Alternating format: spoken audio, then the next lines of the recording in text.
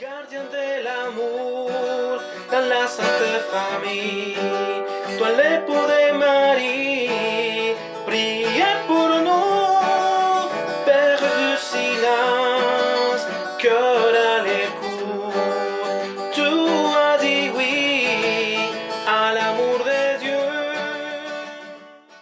Au nom du Père et du Fils et du Saint-Esprit. Amen. Aujourd'hui, nous prions pour que la paix règne dans le monde. Je vous salue, Joseph, vous que la grâce divine a comblé. Le Seigneur a reposé dans vos bras et grandi sous vos yeux. Vous êtes béni entre tous les hommes, et Jésus, l'enfant divin de votre virginale épouse, est béni. Saint Joseph, donné pour Père au Fils de Dieu, priez pour nous dans nos soucis de famille, de santé et de travail, jusqu'à nos derniers jours, et daignez nous secourir à l'heure de notre mort. Amen. Aujourd'hui, nous poursuivons la neuvaine à Saint-Joseph, dont l'Église célèbre l'anniversaire le 19 mars, comme vous le savez sans doute.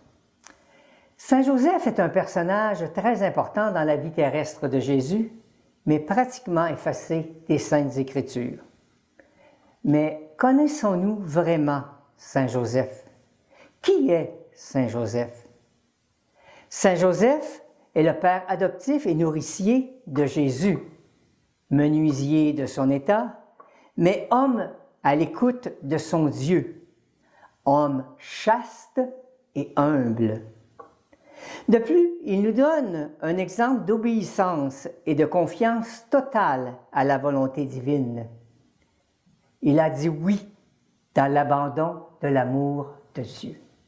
Est-ce que Saint Joseph est encore d'actualité de nos jours? Certes, il ne fait pas partie des actualités. Mais son exemple de sa vie peut-elle encore de nos jours être un exemple en 2024? Dans ce monde où les mœurs sont dites libérées, Joseph nous donne un incontournable modèle de maîtrise de soi et d'abnégation. Cette maîtrise, il l'a obtenue par la grâce, bien sûr, mais dans une prière fervente et confiante. Par son écoute, Saint Joseph a obtenu les lumières de l'Esprit Saint qui ont éclairé la compréhension de la route que Dieu lui traçait. Bien sûr, on dit « Ah, c'est Saint Joseph, Saint Joseph ». Non, Saint Joseph n'avait rien de céleste. Saint Joseph était humain, à 100% humain. Il a vécu sa vie comme nous, jour après jour, donnant à sa famille et à son entourage le meilleur de lui-même. Est modèle des travailleurs. Il a enseigné à son fils le travail bien fait, dans la patience sans doute, car le travail du bois nécessite temps et précision. Joseph a sans doute connu les vicissitudes de la vie comme nous.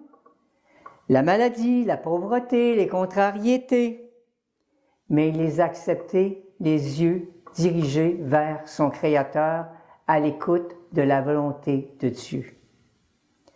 Dans l'histoire de l'Église, les apparitions de Saint Joseph sont rares. Du moins, la littérature en est très avarde. Bien sûr, on compte une apparition dans les années 60 à Garabandal, au nord de l'Espagne, mais on n'en apprend pas davantage. Par contre, on lui attribue plusieurs phénomènes comme de l'argent trouvé sur le bureau de la chambre du Saint-Frère André lors de la construction de l'oratoire. Même chose à Sainte-Anne-d'Auray pour la construction de la première chapelle chez Nicolazic. Mais comme le personnage, tout est fait dans la discrétion.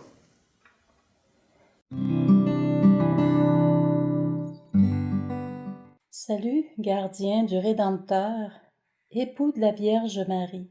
À toi, Dieu a confié son Fils.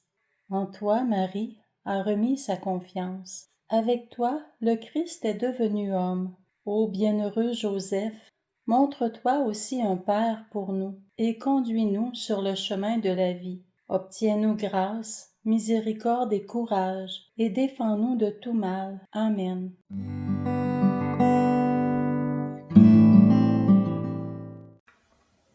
Saint Joseph, que Saint Joseph, modèle d'écoute et de foi ferme, nous aide à nous rapprocher de Dieu pendant ces 9 jours. Dans le silence, nous méditerons la vie de ce grand saint, essayant d'adopter son modèle d'écoute pour percevoir, nous aussi, ce que le Seigneur attend de nous.